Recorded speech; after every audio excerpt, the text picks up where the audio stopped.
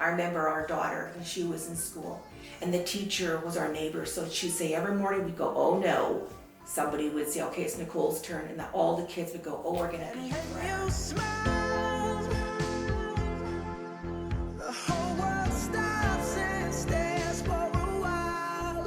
'Cause girl, you're amazing, just the way you are.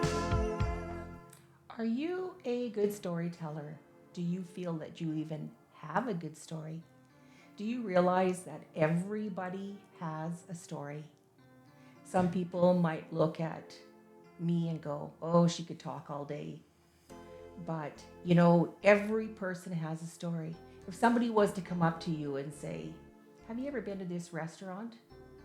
You're going to tell a story about that restaurant. If somebody says, oh, what good book have you read lately? You're going to get into depth about that book. And you're going to bring that person into that story of the book. But you're actually the storyteller. If you went on vacation and somebody said to you, oh, I always wanted to go to Hawaii. I love Hawaii, that's why I said Hawaii. And you go, oh, my experience was here. Because you know what? Every storytelling is about your experience. So that's why it's important to tell your story. Because we don't know that our story will impact other people. Your story will impact other people. Do not ever allow somebody to steal your joy out of your story. Write the story down. If you have stories and you think about them, write them down. Because it might not just be your story that you want to share later, but it might be your therapy. Because that therapy will get you through to the next part of your journey. And that's what it's all about, is our journey. So storytelling comes naturally to me. My dad was the most famous storyteller other than Jesus. And when my dad was really sick, every time we get the call to go down to the hospital and see him, it was him, but it was his stories. That man had so many stories to tell. And it was fantastic because now we get to create that new story. We get to take that story and create it in our words.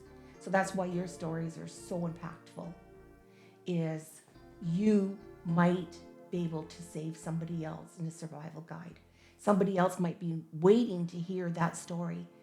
Maybe it's not so much like a restaurant story or a book story, but your personal story could impact somebody's life that is meant to be in your path for a reason.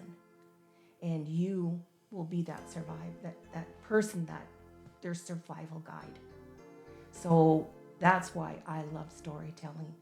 I remember our daughter when she was in school, and every morning, the kindergarten class, they would all gather in a circle, and the teacher was our neighbor. So she'd say every morning we'd go, oh no. And then somebody would say, okay, it's Nicole's turn. And then all the kids would go, oh, we're going to be here forever. So just remember, it doesn't matter. Your story's your story. And please, please tell your story. Hi, I'm Sandy Forseille. I have a long list behind me of experiences. One of them is teaching the air brake system on the trucks to mostly men. But my biggest achievement is being an author. The whole world stops and stares for a while. 'Cause girl, you're amazing, just